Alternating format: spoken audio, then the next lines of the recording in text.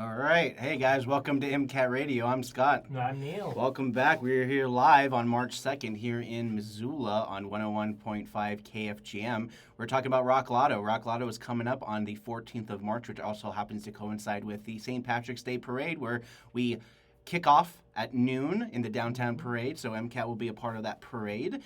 Supports many of the Irish programs and many things that are happening here. We know we have definitely a deep-rooted connection to the Irish culture here in western Montana, especially in the Butte area. So yes, you read a whole book about it. yes, I read a whole book about the Irish and everything. The Immortal Irishman, about the very first territorial governor of Montana, who also happened to be there when they were doing the creation of the Irish flag. Yeah. Fun fact there. And essentially, he was in a penal colony until they're just like, "Oh, we found gold. We don't care about enforcing or being. Get out of here. We want to make money, so we're gonna quit our jobs, making sure that you're in jail, so we can get gold.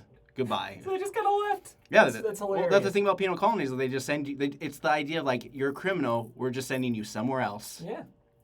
Good luck. That's essentially what it was. And there was the whole Australia, New Zealand kind of pipeline that a lot of the UK did at the time to get rid of political people here and there. Stuff with that here and there.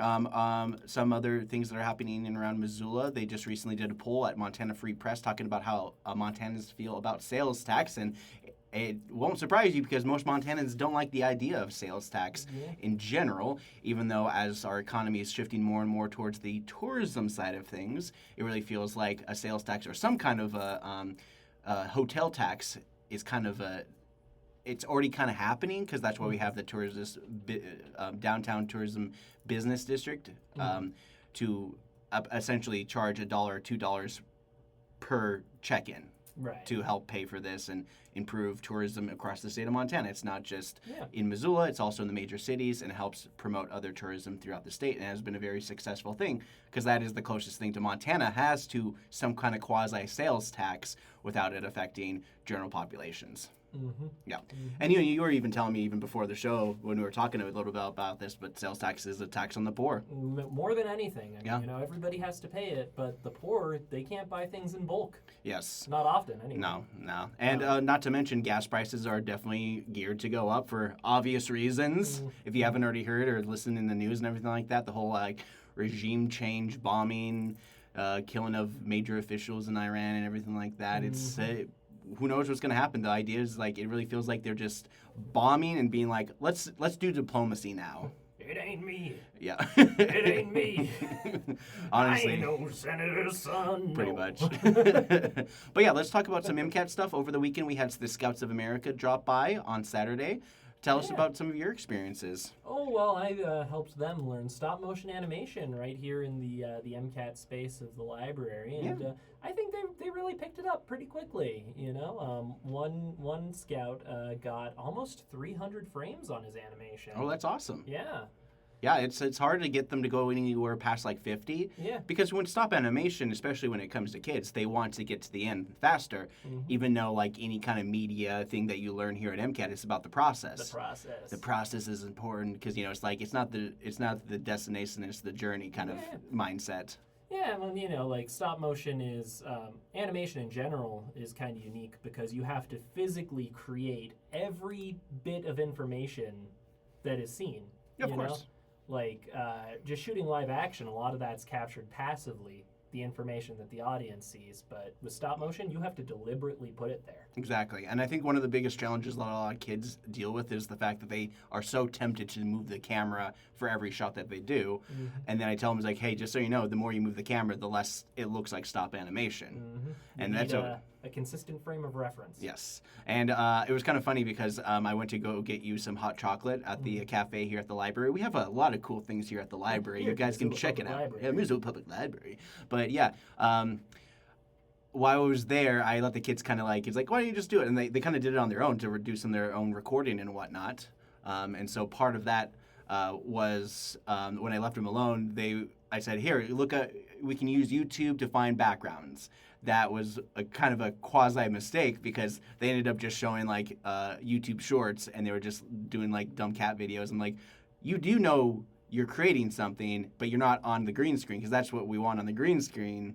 So I thought it was kind of funny that they devoted a good amount of time to a video that wasn't getting any audio. So it was just video where you didn't know what was going on. Right. And nobody stood in front of the green screen. So it's like, so you guys just kind of did it without me, which I appreciate them going for it and just kind of recording themselves, because I kind of showed them how to do it and they just went for it. And I do appreciate that go-to attitude.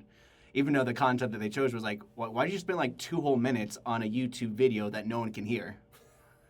But anyways, that was like the point in which the troop leaders were watching. I was like, oh, they had so many other good ones, and that's the one video that was like, I wasn't supervising for like 5 minutes waiting for the hot chocolate to give you. Yeah, like, let's go to the next video. Come on. Right. Hot chocolate. Hot chocolate. The things we do for hot chocolate. The things we do for You hot did chocolate. me a favor with the hot chocolate. No, but the Scouts did a good job. Yeah, they did a good great. job. Yeah, we even got some audio recorded over here for the stop motion ones. Yeah, they did it. They did the whole gambit, because usually we do the 2-hour stint with the kids on our regular Saturday drop-ins. This one had about 3.5 hours per session, so we had 12 kids, split them up in half. One did studio work where we did a mock broadcast with green screen and such. There was a lot of doomers amongst those kids who are just like, it's the end of the world, or or there's some crazy violent thing. And I'm like, no, kids love that. They love that stuff. They are always talking about that. You know what? Like, middle schoolers think is the funniest thing in the world is taxes. Really? Yeah, just the concept of taxes. Okay, why? Because it stresses adults out. Oh, gotcha. Yeah. Like, right. Taxes and divorce, all these abstract concepts. Right, because they don't really understand it, and it really does feel like if we're on the topic of taxes, April 15th is the old tax monster.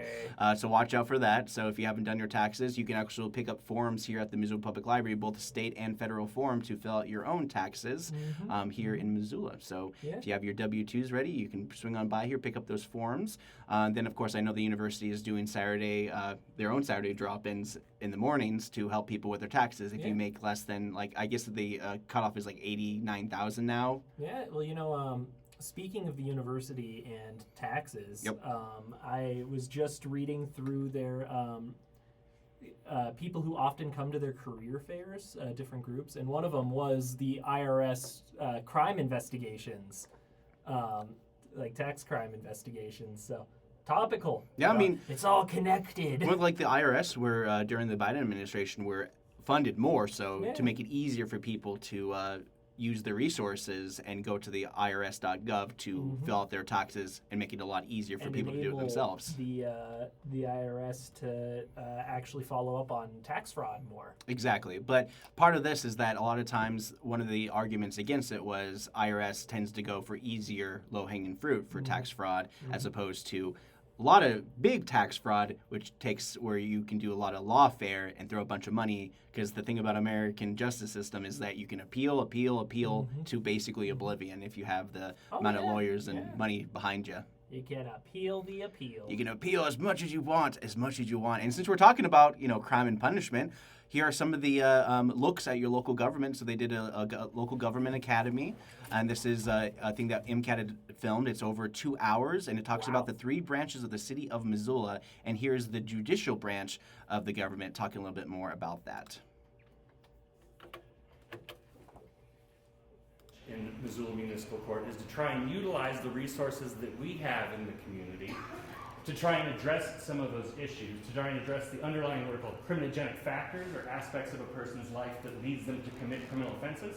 So what we try and do is to shape a court that's responsive to folks' needs that drive them to commit criminal offenses. Because one thing that's interesting about localized courts is that they largely become a reflection of that community's ethos and kind of their response to certain circumstances. And I think that's especially true when you have an elected judiciary, because we believe, a representation of an approach to try and address these issues. So some of the things that we also want to share with you today are some of the practices that we have in municipal court, again, with the continued caveat and open door policy that you can come see us in court anytime, and we welcome that very much because we're proud of the work that we do.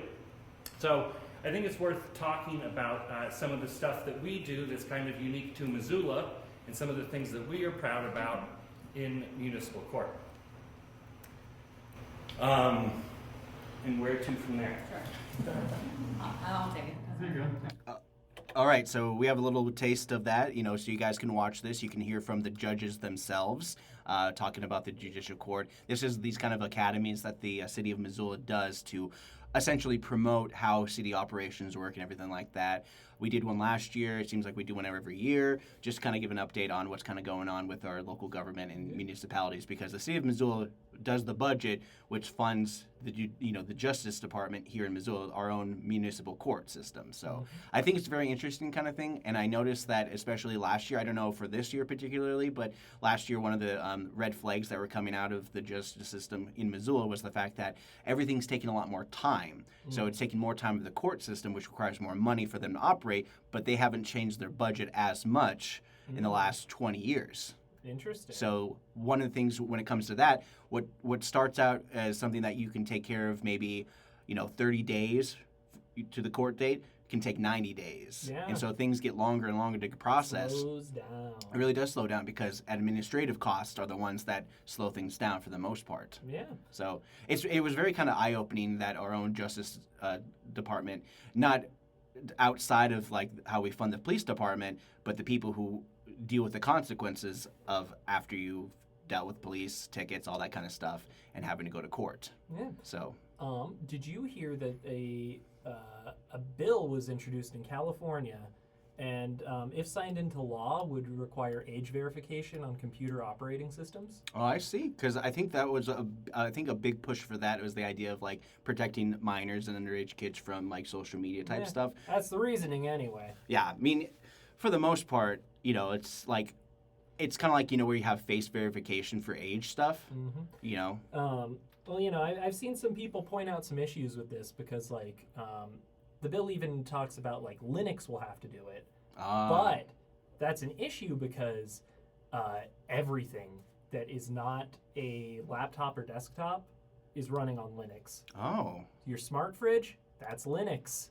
Your coffee maker, also Linux. You want to age verify with a coffee maker? Exactly. And one thing too is that even the Missoula Public Library has a Linux workshop for people who prefer Linux, and part of it had to do with the fact that Windows was not going to continue operating or updating Windows 10. Yeah. They were forcing people to go to Windows 11, and they just got to the point where they were patching up all the issues with Windows 10 from the jump from Windows 8. Windows 9 doesn't exist; it never did. Yeah.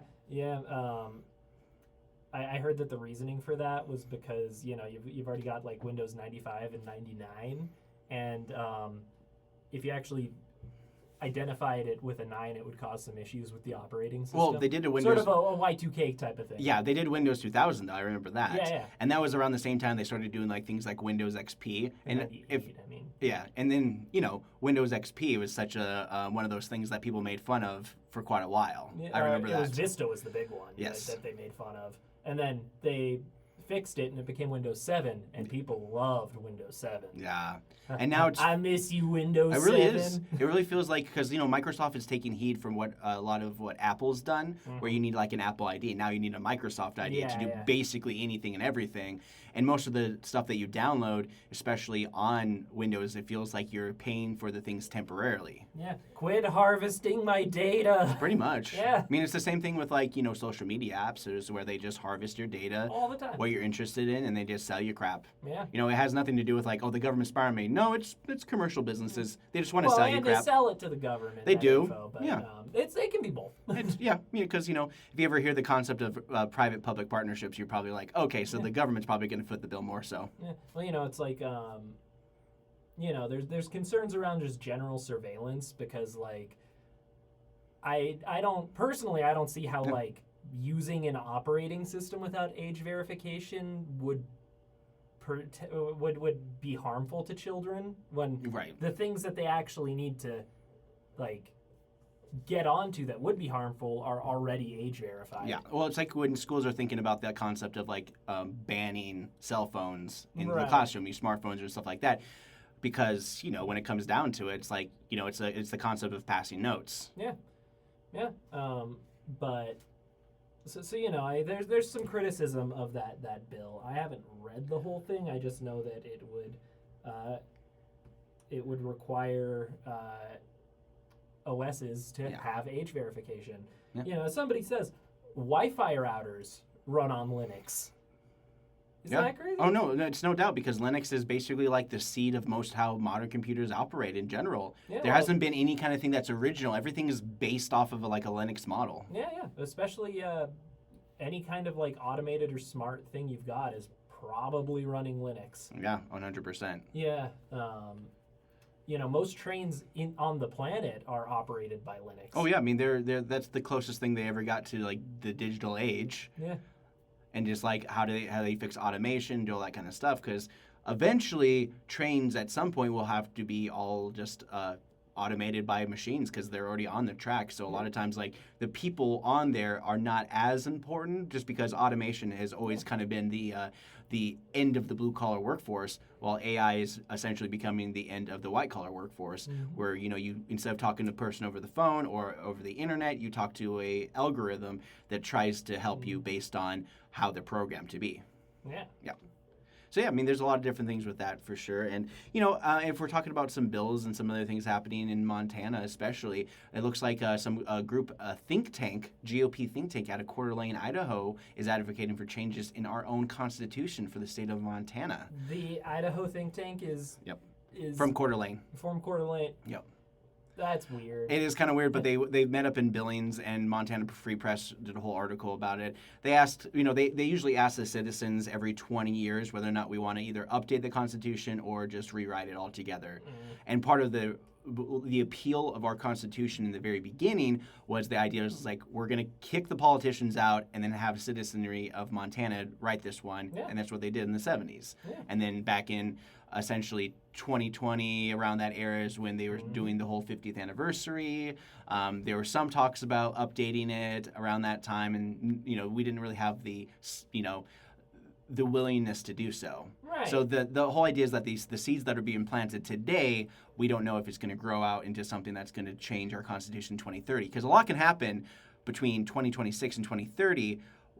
For instance, our own Governor of Gianforte is on his last year as our governor. Oh, yeah. And we have a 2-term limit in the state of Montana. That's right. So it's going to be a completely different person, GOP or Democrat, for the office in the state of Montana. And of course the primary for the Democrats are definitely heating up in the state of Montana, because there's a lot of people who want to get on board, especially want to get the contested Western District. Yeah.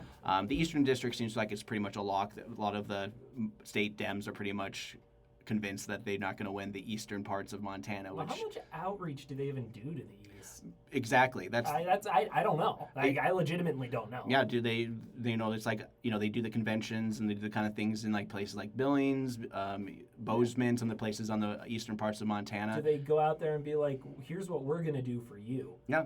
For anything, I would probably assume they go to more of like county centers, like town halls. They try to host these kind of things to kind of get the word out. I remember doing a couple of them for the sheriff of Missoula a couple years ago, when it was definitely like I haven't done like a sheriff. We haven't done like a sheriff's election. I don't remember MCAT doing one in a while, just because I guess it just hasn't been an interesting election the last couple times.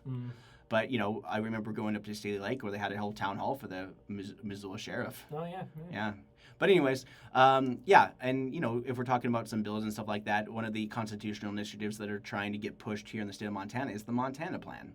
And the Montana Plan is something that you might have heard from back and forth, and it's the whole idea is like, how are we going to control the dark money coming into Montana into politics? So the Montana Plan is a way for essentially where we act as gatekeepers on how money gets distributed here in the state of Montana. We're not denying Citizens United, which is the reason why we get all the $300 million campaign between Tester, Sheehy, and who knows what. I hate that I'm already seeing political ads. No, 100%. It's like, other countries have laws where it's like 6 weeks. Yeah. That's all you get to campaign. Yeah, it is just kind of crazy. Like, Montana has become more of a hub for a lot of like rich people going to the forest, flying helicopters, all sorts of kinds of things. Well, we know how helicopters feel about the rich. Yes. Yeah. Oof. Yeah, and especially in Montana, because, we can get windy here. Yeah. There's a lot of wind in Montana that people just don't, understand. Because when you think about, like, Holland, all those wind turbines and stuff like that they have there, we have, like, 4 or 5 times the amount of wind in Montana alone compared to those countries that are very reliant on those renewable energies. Turbines. Yeah. Yeah, well, I remember when we got the, what was it, $1 billion surplus in taxes. It's like, what are we going to do with this? Yeah, we did that for the first 2 years when we reassessed the values of property taxes, and now we're readjusting that again. Well, we did it for the last legislature, so coming up this year, we're expecting to pay less for property taxes, which should have a downstream effect for rentals, but at the same time, if rent's already high, it doesn't tend to go down unless there's less demand. I mean, what I thought to myself was like, wow, for $1 billion and all the empty fields, we could have some serious green energy generation in Montana. Solar and wind. Yeah. I mean, I understand that. I think the big problem why they don't want to invest in it is because investing costs money. And they want to make money, and so they bought an infrastructure that makes money, and so they don't want to spend money on something that may not make money. It's called investment. Exactly. Yeah. And so when you think about it like this, and it is probably one of you got to think about it as a business strategy. You can't just be like, it'll save the environment, man. No, mine was business strategy. Think about it like this. You invest into all that power generation. For $1 billion, you could have Montana be like the rural power generation of our neighboring states. Exactly. Yeah, that's investment there. Well, and then my interpretation of how solar and wind works is that you're basically getting free energy from nature, and you're not spending money on coal, which you have to, extract coal, then you got to burn it to do those turbine turns, and then you lose the coal because the coal doesn't exist anymore that you used. The sun will always exist. And so you have all this sun that provides food, everything.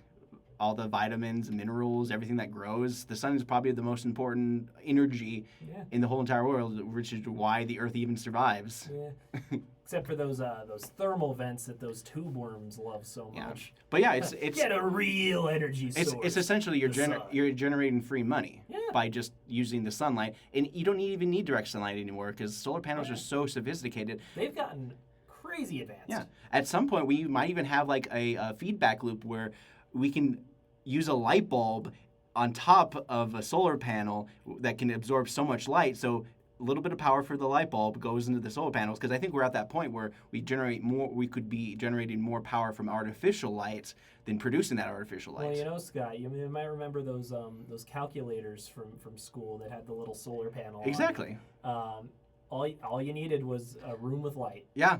And that was 20, 30 years ago. Yeah, just the insanity of just how much power is required for just a little calculator. And not much at all. Yeah, and just you stretch that out, especially with the modern solar power that is today. Yeah. And then there you go. I mean, people would probably say, it was like, oh, you need to clean the solar panels. Like, yeah, sure. You need to clean everything. Yeah. That's how life works. Yeah, you can't, it's like you got to be a steward of everything that you do. Yeah. But, if you're investing... You got to clean your room. Should you just burn it down? Yeah, I mean... It is kind of kooky that we're investing in these kind of old school products, but I can understand that we built an infrastructure off of coal because coal burns in the winter, right? And that's a pretty light argument now, judging by how much China's did multi-billion megawatt things within months compared to America, which we barely did anything here, and we just had a bad taste and we got way too political for no good reason. It's like, why don't we do things that are good ideas anymore because somebody wants to make more money for doing dumb things? Yeah. Well, you remember that bit from The Simpsons where it's like Hans Moleman and he's selling solar and a guy in a suit goes, "Oh, does this stuff really work?" "You betcha." And then a bunch of other suited guys walk in, close the curtain, and beat him up. Yeah, pretty much. Yeah. Yeah. The Simpsons are in the cultural zeitgeist for sure. Yeah. Yeah. I mean, I don't watch the modern stuff anymore. It's mostly like celebrity cameos and just whoever can voice a character. Like what? Simpsons season 1 up until the 39th, 38th. I was gonna say up until the movie. Right. And then then the original staff left. Well, the thing about The Simpsons has always kind of been like a rotating staff of writers. Yeah. They've had like hundreds of writers go through there all the time, and yet everyone remembers Conan O'Brien as the writer. I miss Conan. But Conan did like 2-3 episodes Yeah. in the entirety of the 800 episodes, and I think it's kind of funny how like the internet is basically being like he's the Simpsons. He's Mr. Simpson. But anyways, we have another clip for you guys. This is actually from the Missoula Butterfly House. If you haven't gotten a chance to check it out, you can support them in any way. They are a nonprofit here in town. We always do all sorts of things like that, and so far they did a fun Valentine's Day special about bug sex. So without further ado, Whoa! here is a little taste of that. Woo! Yes. In many species, you have to fight. You have to perform a crazy courtship display. And then you still have to make dinner for your partner. And then some species avoid that, like dragonflies and robber flies. Well, they will bring a prey item, they'll wrap it up, and they'll give it to a potential mate. But the most extreme versions of this are when males create something from their own bodies to give to a female. So in several species, males produce these globular, giant substances that have sperm in them, but also a lot of other things, lipids and fats and proteins. And they're called nuptial gifts, nuptial, getting married, you know. And they can be really large. So in some species, this can constitute up to 1/3 of the male's body weight. I mean, that's like a lot to make for a single mating event. And females will bend over and just consume this, just they eat it with their mouths. So they digest it directly as food. And this is a big effort from males, so you can't do this multiple times in a row often when it gets to be that big. And it benefits males, though, because the longer that a female is able to sit and enjoy her, snack, the more sperm is able to be transferred to inside of the female. So there are positives for males being able to make this. So in this case, this is very limiting for a male to make, and so in many species, females fight really aggressively over access to males because they are the limiting nutrient, or limiting resource, I should say.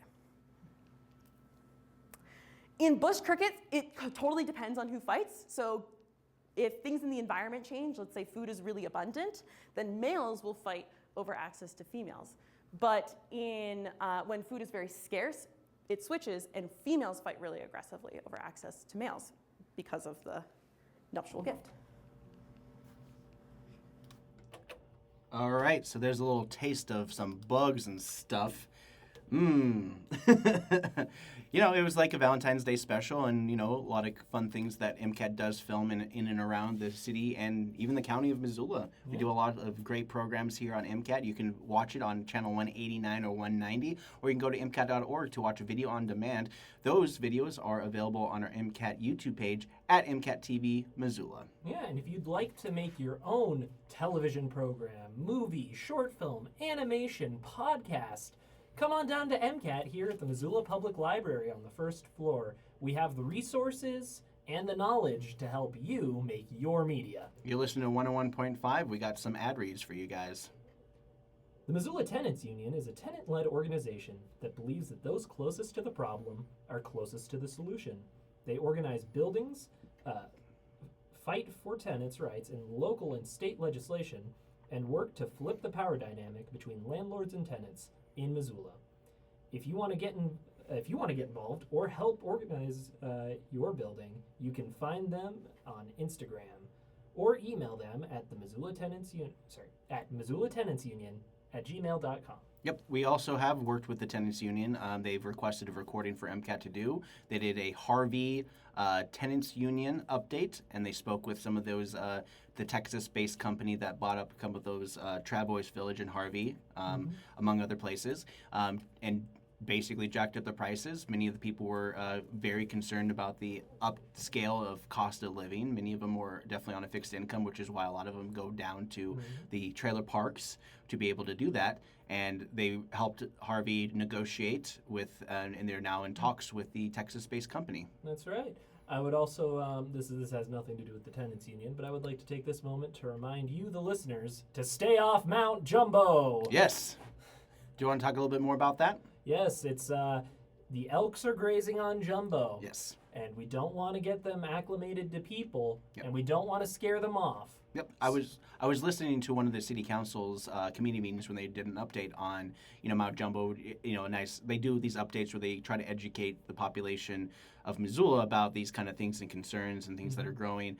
I guess a big part of the reason why they closed and had more no trespassing on Mount Jumbo or higher trails doesn't only have to do with elk. Really? But it had a lot to do with the avalanche back in 2014, which Okay. was triggered by trespassing. So, 2 things. Avalanche and elk. Yep, you got to watch out for that kind of stuff, and we just want to make sure that the environment remains as untouched as possible, especially on such a steep mountain that is Mount Jumbo. Yes. Let's see. Here at MCAT, we offer a lot of programs that you can take advantage of. Yeah. Yeah, video editing. Yes. Podcasting.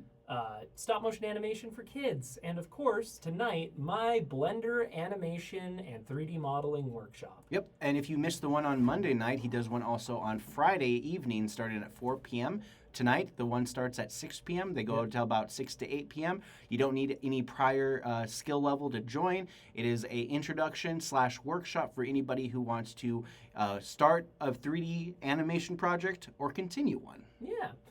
So Mondays 6 to 8, Fridays 4 to 6. Awesome. So yeah, we got a lot of things here, and for sure, I wanted to talk a little bit more about the new game that just came out last week, Resident Evil. Our boy Jack got it, Resident Evil Requiem. Yes, he was playing it last night. Yeah, so not since Resident Evil 4 have we had Leon Kennedy. So Woo, Leon Kennedy. Woo! Help, Leon. If you don't know Resident Evil, Resident Evil 4 is one of those games that everyone kind of got behind, and it was kind of like their first Resident Evil game, like myself. I played it on GameCube of all consoles. But after they kind of fixed the voice acting, because if you remember the Resident Evil 1 voice acting, whoo! No, they're all just, well, cause the thing is when you're a game developer, it's like you don't think about getting like actors. Yeah. You just kind of like just make a game, have some whoever happens to be there at the time to do a quick voiceover. It's like, okay, does that work? Okay, great. And a lot of times, the funny thing about especially like the PlayStation 1 era is that they would just take a terrible JPEG photo of people and they would stretch it over the models. Oh, yeah. It's hilarious. It was hilarious to see. And then definitely one of my favorite modes that you would be able to change, because that was the one thing about PlayStation in the early days, is that you can go big head mode. Oh, yeah, big head mode. That was, of course, popularized by the 007 GoldenEye game with, you have all those characters. Shout out to anybody who plays Slappers Only. Yeah, and I recently wanted to, since we're talking about games, the library also checks out games for folks. You can go to the library catalog of things, and you can find different games where you can check out here at the Missoula Public Library. They don't just check out movies and CD recordings, but they also have options for video games. Yeah, they're with the times. Yep, I played the Donkey Kong Country Returns, the one that was updated for the Switch, because it was on the Wii U that nobody bought at the time because it was one of the worst-selling consoles. Tropic Freeze, right? No, it was the one before that. Oh. They have a whole completely different version, and this one had more about your fighting against like tzatziki masks and stuff like that. So it kind of reminded me of like The Mask in a way, but those masks were like all coded to be like musical instruments. Right. And I gotta say, this is the most frustrating game is all those rocket barrels, which to me is a front to human rights abuses at this point. But yeah, there's especially that bat. It was always the minecarts for me as a kid playing Donkey Kong. Yeah, the minecarts are so much more subdued now in these games compared to what they do, because you're essentially playing Flappy Bird with a rocket barrel that goes up and down how hard you push on the button, and it was literally the worst. I went from 50 lives to 5 lives just so I can pass.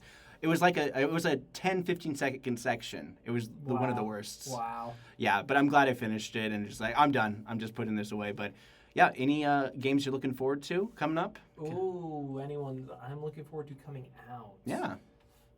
There's this one on Steam. It's this little indie game, but basically you're riding a bike through the fog from Nice. from the The Mist. Okay. From the Stephen King. Oh, really? It is actually based on that? No, I mean, it's... They took There's inspiration a from lot it. of heavy inspiration from it. Yeah. But yeah, you're basically riding a bike through that and being like, oh no, a monster. Well, which also brings me up to Mike Flanagan. Mike Flanagan has been adapting a lot of Stephen King works, and he has a good relationship with Stephen King. He is actually working on a Mist series. Okay. And mind you, there already was a Mist series on Hulu. Oh, really? Yes. When? No, exactly. When? It happened in the early 2020s. I'm looking this up. This is around the same time they were doing the show Castle Rock. Okay. So it was kind of like one of those weird kind of like, oh, it happened. And like the mid to late 80s was really prevalent about like Stephen King adaptations. Rob Reiner was the one that 2017. Yes. I know, very forgettable. Wow. But yeah, Misery, that was directed by Rob Reiner. Another one of the Stephen King's, because he also did the Stand By Me. And so he adapted the very popular iterations of Stephen King stuff. They were originally going to have him direct The Shawshank Redemption. Oh, yeah. But, he was kind of like, I've done like 2 Stephen King books, and he's always been a director who's kind of like bounced around, did different things, because he's the one that did Princess Bride. Yeah. You know what store here in town I always thought would be good for a remake of The Mist is Orange Street. Orange Street Food Farm? Yeah. Yeah, 100%. Yeah, that'd be a great They have one that for a aesthetic. They definitely have that old school flooring. And Yeah. Well, they took out the tiles a while ago. It's Have just they? concrete now. Now it's just concrete, Yeah. polished concrete and everything? Yeah. Okay. I mean, it still fits the aesthetic. Oh, yeah. I mean, Orange Street Food Farm, no plug to Orange Street Food Farm because it's a commercial business, but I love Orange Street Food Farm, and if you don't go there, I'm going to be sad. But, speaking of food, any suggestions for lunch for the people out and about today? Suggestions for lunch. Yes. I'll bring back the classic pagoda. Yes. Yes, love me some pagoda. Not sponsored. No. I would suggest the deli right next to the Southgate Mall where Sanjay's in that general area, because there's a deli place that sells all sorts of cool little meats. Yeah, is that Double K? I believe so, Yeah, yes. because they've got one downtown here now, and I've been meaning to go to the one downtown because I went to the Double K over by Big Dipper, the new Big Dipper. Yes, of course. You're the one that told me about it, so I wanted to give him a shout out. Good, yeah. Yeah. It's always nice to give him a shout because aren't they the ones that do they do bear meat? I think so. Yeah, because I know that the only place that from what I remember, was that Diamond meat cutting place that used to be by that old log cabin between Mount and Russell. Because it was like one of those places. Now it's kind of like a Spirit Halloween, but regardless, it's kind of like one of those kind of weird places. Because right across the street is like the Xerox company and the billiards place off of Russell. Those kind of places that have kind of been there forever, but you just kind of like drive past them most of the time because it's on a pretty busy street. And turning is like people are going to honk at you if you turn off those streets. You want to turn? How dare you? I want to go forward. Yeah. Yeah. Traffic. Traffic sucks. Get off Reserve Street if you don't Stay off Reserve Street. If you are on Reserve Street and listening to us right now, you failed us. Yeah, if you're going on Reserve Street, expect to add another 15, 20 minutes to your travel time. Yeah. When I was in high school... I don't care if you need that Costco hot dog. Take Broadway. Yeah, when I was in high school, my route was very much just like Mullen, Reserve, then I'd jump on the 3rd Street, Tower Street to get the back Tower way. Street. Yes, Tower Street. That's the street that goes through the former minor league baseball field where the Osprey, now known as the Paddleheads, used to play before they got their downtown stadium. And recent news came out, of course, I might have already mentioned this last Monday, is that they've repealed the request for their AstroTurf replacement of the Oregon field. Oh, interesting. Yep. So, there are a lot of people who are concerned about the PFAS in the thing because in 2019 there was a study that was released about PFAS contributing to a cancerous kind of a substance. So, so new studies are coming out like that. PFAS seems to be like the modern day asbestos these days. Asbestos. Eat it up. Good old asbestos. It's a wonderful life can use it, so can you. If they could use it on the set of The Wizard of Oz, actually, maybe you shouldn't be using that set as an example for this. No. Like Wizard of Oz is like a prime example of like makeup effect horror stories and just all these kind of things. But the fact the making of Wizard of Oz is more of a movie compared to the Wizard of Oz itself. I'm just saying it because it's one of those like perfect movies. Your art department spent so long trying to figure out if they could do it that they. Yeah, exactly. And Wizard of Oz is like I know I'm basically ripping off this from the Roxy Theater. Is that the Wizard of Oz is an isekai? Yeah. Yeah, because you have somebody who goes into another world and essentially saves it indirectly. He becomes the hero of another world. Yep. Of course, unlike modern isekai, she actually goes home. Oh, that's true. Yeah, because that was a thing for a while. Like Inuyasha. Yes. She goes home in Inuyasha. Yep. But then she goes back. And she goes back. She can go back and forth. Hey, I gotta say, Inuyasha is definitely one of the mainstay shows that I grew up on for sure. That and, of course, Dragon Ball Z, or as my dad calls it, Cannonball Z. Cannonball Z. Are you watching that Cannonball Z? Cannon, rock the cannon. All right, so we have some more clips for you guys. This is Winter Storytelling at Traveler's Rest. This is featuring Tim Ryan, so here's a little taste of that.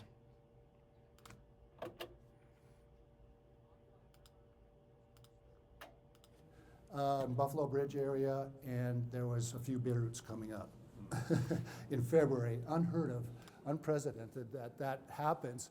Although I do know it can happen even in the fall, because there was a landowner in the Bitterroot Valley here that my sister and I got involved with some Bitterroot down there, and they called up one time and they said in November, the day warmed up just right and the Bitterroot started coming up in November. It's like, wow. So that plant it reacts to, of course, longer days, sunny days, warms up the ground, and it starts to come up. But it's an amazing plant because it comes up, and when it gets cold, it goes back down on the ground. And some of you probably know that because you probably live here in the valley and you've witnessed that.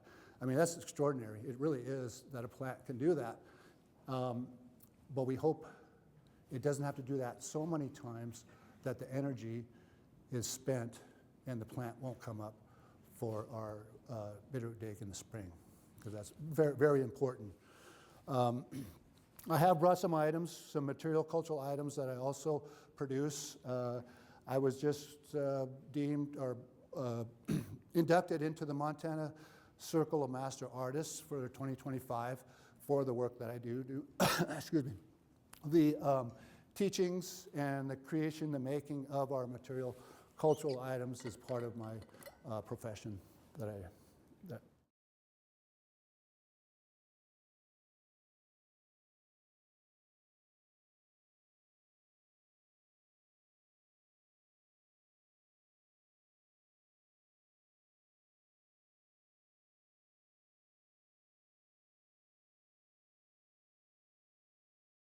Yeah, there's just a lot of great programs that MCAT does, and you guys can watch that all by going on to MCAT's YouTube page at MCAT TV Missoula. It's all available right now, anytime to listen to it, but it's always nice to give you a little taste of what MCAT has to offer the community, just because we just do a lot of things in the community, and we do it for free. Yeah. As long as you're a nonprofit or civic organization here in town, you can ask us. You go to MCAT.org, go to services, request a recording, and MCAT will get your event recorded. That's right. Yeah. Yeah. So I just recently watched at the Roxy their Trash Vault movie, House. Oh, yes. Yes. Yeah, it was 85, right? Yeah, I think it came out in 85. Yeah, so it was kind of one of those kind of like, I remember watching the movie, I rented it a long time ago, and it's such a great hokey movie. I think the antagonist from the film might be more iconic than the movie itself. You think so? Big Ben. Right. Yeah. He's like, I'm a big Vietnam War guy who's a zombie ghost. Yeah, I mean, it's definitely one of those things where, like, it was very prevalent in, like, the 80s for, like, Vietnam kind of media coming fresh out of the Vietnam War. Well, all these stories. I mean, Oliver Stone, he was in Vietnam. Jacob's Ladder. Yep, Jacob's Ladder. I showed you that, which was a big inspiration for Silent Hill. Yeah, especially the shaking. Yeah, I'm shaking so fast. Exactly, the shaking monsters characters and just like the kind of like the faceless, just kind of like monsters. And Jacob's Ladder is definitely one of those psychological, cerebral movies, and very much like Silent Hill. It's very cerebral, but at the same time, it's like very real threats are coming after you. Yeah. Yep. And I also wanted to mention that the St. Patrick's Day Parade is happening on March 14th. That's right. Step off the Red X's are at noon, and we can expect a good showing. And last year's people can enjoy about 20-30 minutes of the consistency of floats that pass on by from the Red X's all the way to Grizzly Grocery off of off of Higgins. You riding the bike again, Scott? I hope I can ride the bike for sure. We invited the library to join us for this parade. And we hope to get some folks on board. You know, all the Under One Roof people. We're getting I'm sure some. they'll have the bookmobile. Yep, we're getting some people here from the radio station going to be joining us just for the parade part, and that also happens to coincide with Rock Lotto. Do you want to talk a little bit more about Rock Lotto on the piece of paper I gave you? Sure. This year, KFGM and Rock Lotto are partnering with Volume Room, Missoula's fully equipped, pay-by-the-hour music rehearsal space. Volume Room provides rehearsal space for all Rock Lotto bands and local musicians. No gear? No problem. Book online, get a code, and start jamming at Missoula's fully equipped music rehearsal space. Head to volumeroomstudios.com or follow them on Instagram. That's volumeroomstudios.com. Awesome. And you're listening to 101.5 KFGM. We have yet another clip from a poetry reading hosted here at the library not so long ago. So here is Pure Poetry.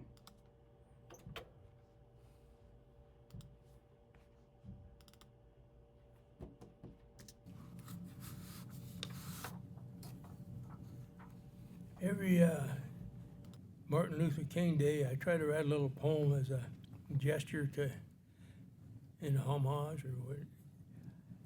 And this is one I wrote last year called Just Another Mark on the Calendar. Well, Dr. King, here we are again, celebrating your life while the presidential inauguration proceeds. Today, a convicted felon takes office for the first time. A man twice impeached during a previous term, elected again by massive expenditures of dark money and soul-bruising negative advertising on TV, co-opting and misdirecting voter discontent and anger. A bright, cold day otherwise, mountain snow shimmering against blue sky, ice edging the river I walk beside, remembering your eloquence in support of the disadvantaged, the marginalized, once more at elevated risk as bluster and bullshit rule the day.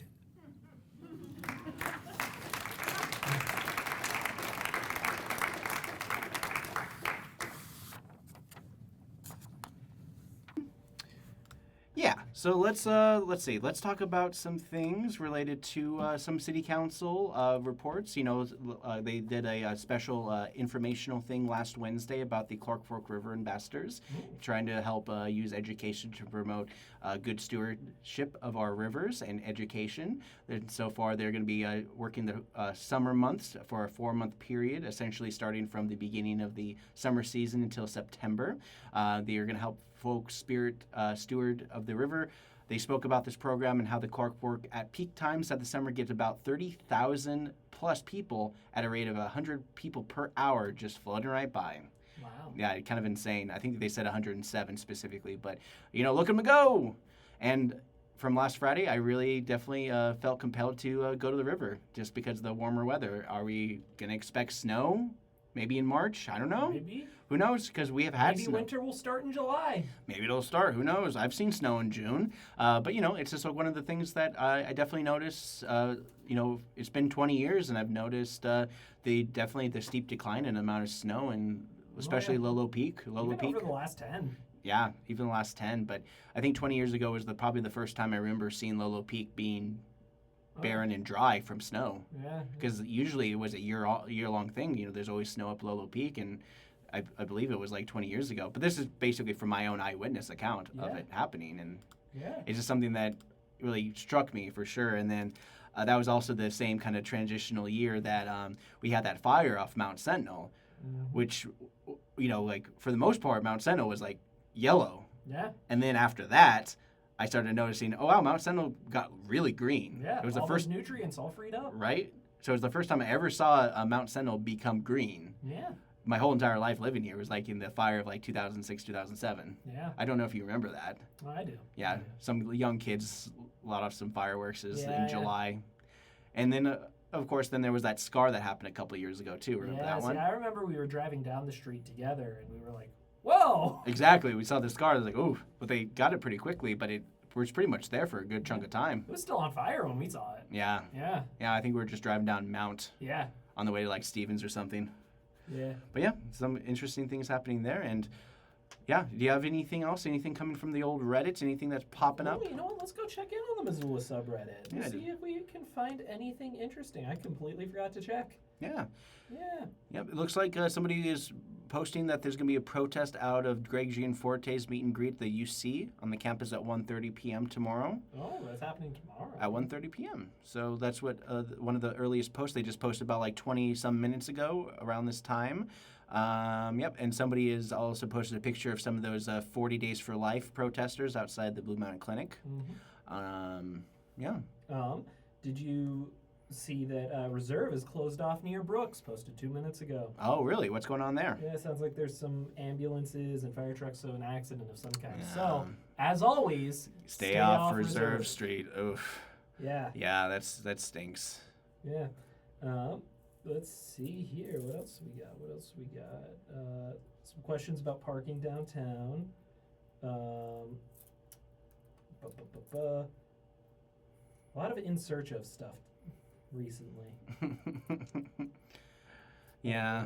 Someone was asking about parking downtown. Yeah, Yep. yeah. Do we have any suggestions for people who want to find better places and options to park downtown on the weekdays for roughly 1 to 2 hours? Honestly, parking near the library has those 2-hour spots for sure there. Off of front, yeah. Off of front. I mean, especially between Front and Main Street. There's a couple of those little corridor areas.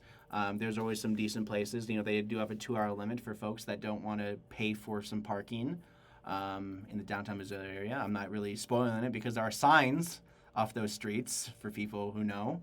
But yeah, those are some good options for people who are looking to a place to park downtown even for a short bit of time. The library as a whole, if you park in the library parking lot, is also a 2-hour limit as well. Yeah. Let's see. Somebody found a ground crab spider in their garden. Ooh. Yay. I wonder if it was those crabs that were brought over. Might have been like, yeah. One of these little guys. That's cute. If you get a chance, go to Missoula subreddit to find the picture and more. And keep your garden clear. Yes. Yeah, crabs are definitely one of those. Oh, of course. Then somebody spiders are, and then 2 days ago, somebody posted somebody crashing into a closed garage off Mount Avenue. Yeah, there's a picture off of Mount Avenue where a vehicle crashed through a garage and on a house. Yeah. Yeah. You know, now whenever I hear about mishaps with garages, I'm like, oh, did that spring kill somebody? Because the springs on those garage doors are no joke. No, insane, because they have to do a whole, like, if you ever had to open a garage door without the mechanism, it's kind of a pain in the butt. Yeah. But it's also on a track, so you have to give a little bit of a heave-ho just to get it to go up and over. Yeah. So anything happening? Let's look at the Montana subreddit. Let's see what's going on there. And it looks like they're trying to say that there's going to be a total lunar eclipse at 4 a.m.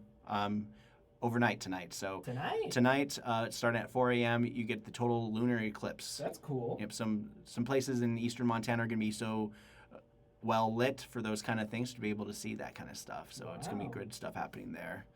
All right.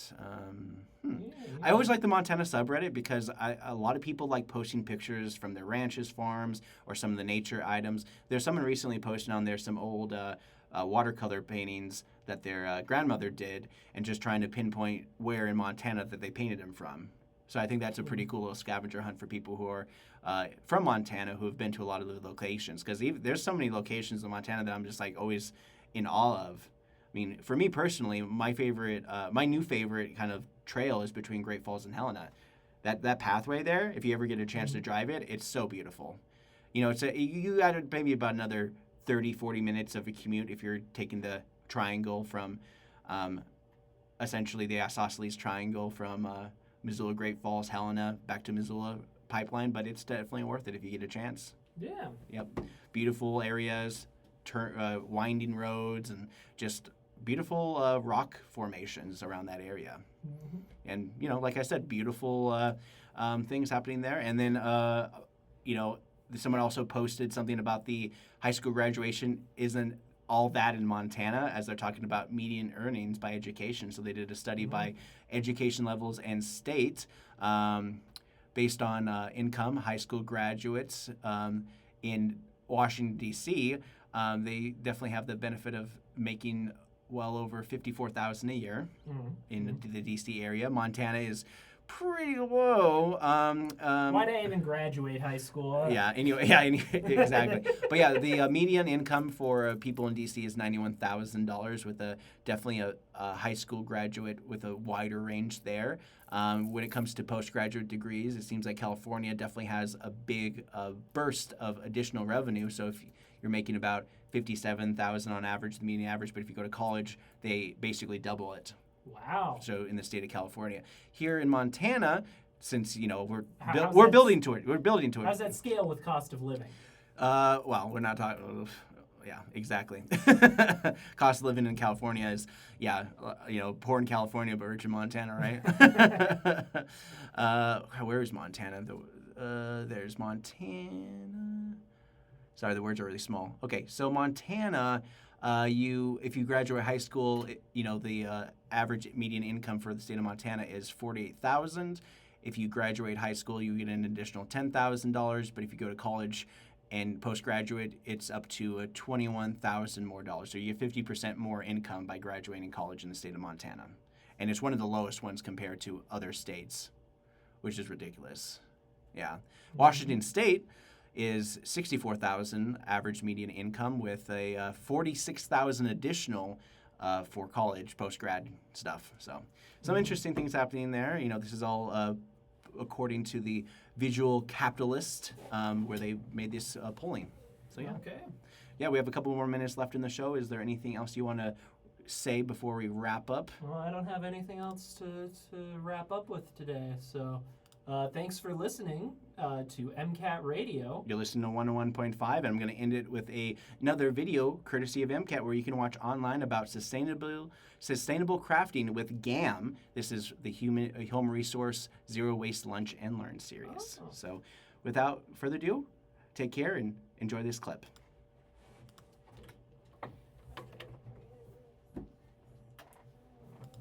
Right. It's kind of a new thing that has been popping up all over the nation. So we would qualify ourselves as a creative reuse center over there, not necessarily a thrift store.